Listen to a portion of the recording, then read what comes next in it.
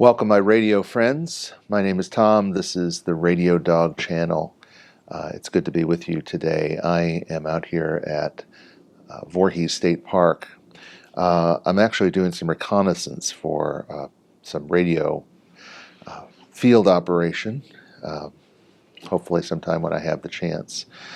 So I wanted to do a video today just to not really play with radio, but kind of talk about it a little bit more because for those of you who are familiar with my channel, over the years I've done, I describe my channel as things that interest me that generally have to do with radio, and the way I approach radio is as the 50-something-year-old version of the 14-year-old me who just gets a kick out of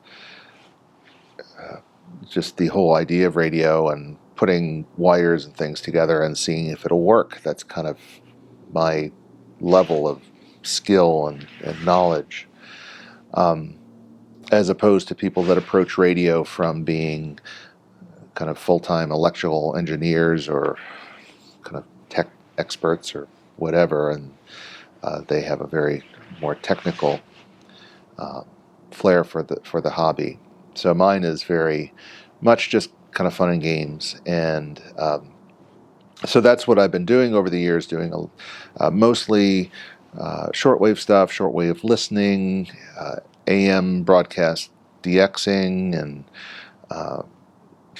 that kind of stuff. And just recently I've been getting back into amateur radio, ham radio. I've been an amateur now for 30-something years, inactive for a lot of that time, but just recently getting more active in it, and finding some new aspects of the hobby that have just been really exciting. And so I guess I wanted to do today's video just to speaking to my subscribers and my viewers who are interested in radio in kind of a general fun way, but maybe don't have an amateur license, and maybe thought that might be something that you might want to do and might want to get involved with. And I want to definitely encourage you to do that. There is no reason really not to. I was thinking the other day about just the big umbrella that is ham radio. There's a lot of aspects to the hobby. And there's a lot of aspects that, frankly, I have no interest in. I don't have a whole lot of interest in just filling my life and my house with expensive radios. I can't do that anyway. I don't have the resources for that. I don't have the time for it. And I just really am not interested in just constantly acquiring more and more stuff and having an antenna farm in my backyard. That's not a criticism for those who really like that, and I think there are a lot of people that like that.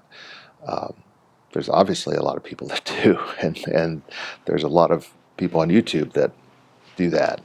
And but I've am a bit of a minimalist when it comes to radio, but you can still approach it that way too. And so don't let the amount of gear and the sophistication of the gear and the operator's apparent knowledge of the gear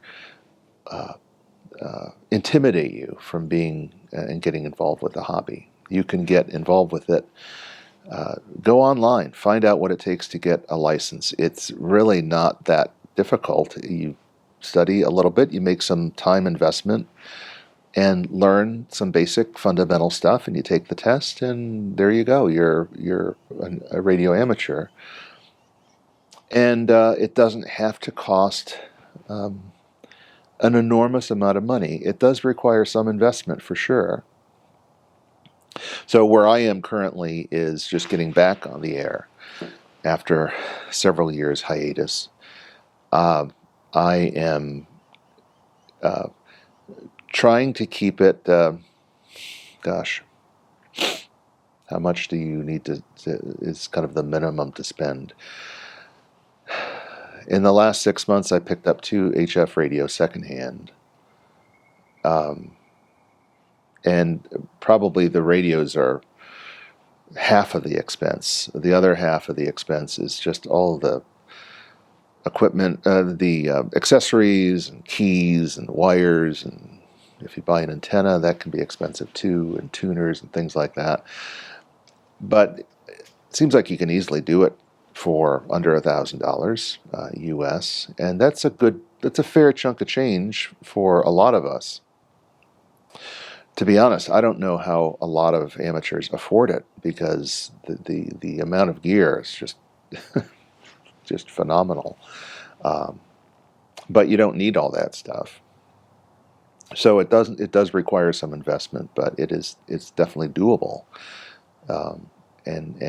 So currently I purchased, I've got a couple new smaller radios, and I'm currently just accessorizing. I'm getting new coax, and I bought 2 keys and new wires and connectors and a case for my radio, all that kind of jazz. And so I'm kind of spending a couple $100 here, just to kind of get my kit back up to speed.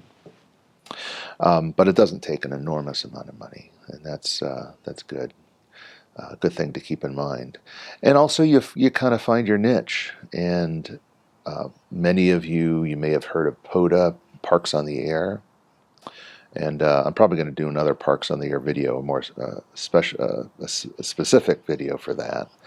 But that's basically getting either hunting for people that are in parks, or as an operator going to parks and operating from a park. And that's why I'm here today. I'm casing the joint. This is just 20 minutes down the road from my house, and it's on the list of parks. And I'm just kind of seeing where I would be comfortable setting up an antenna. This is actually not a bad spot. When I have the time, maybe later in the week, I'll actually come out here and bring my radio and do as they call, an activation out here.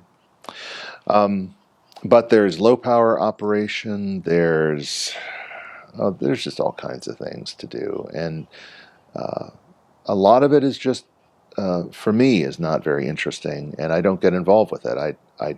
I'm not into the competitive aspects of the hobby. A lot of people are, and that's fine. But I have no interest in running contests. I have no interest in scoring in any way my participation in the hobby. I just think it's fun. And I think that's the fun thing about I think the thing that binds all radio enthusiasts, I think, together is somewhere deep down kind of a love of the fact that we can manipulate electromagnetic waves to communicate with somebody else far away. It's basic. It's wireless communication. And I think we're all intrigued with it on some level, on our own level. But there's lots of different ways to do that, lots of styles of ham radio operating.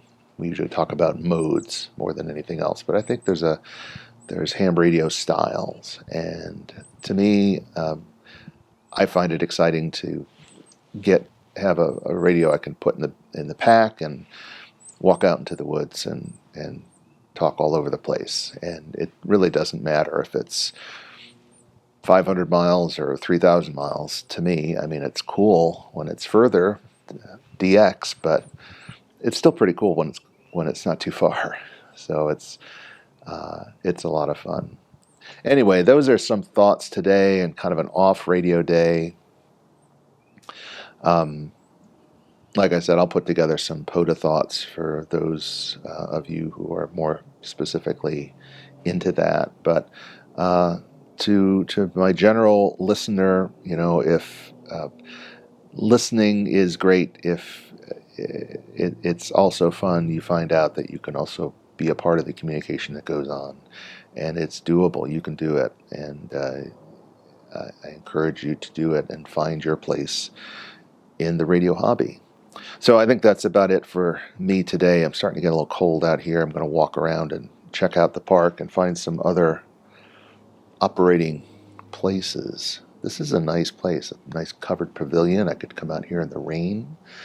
Um, and unfortunately, it's right within sight of the park office, which doesn't thrill me. Um, but I do want to refine my kit so I can just go out anywhere, go in the middle of the woods and operate. And that would be a lot of fun too.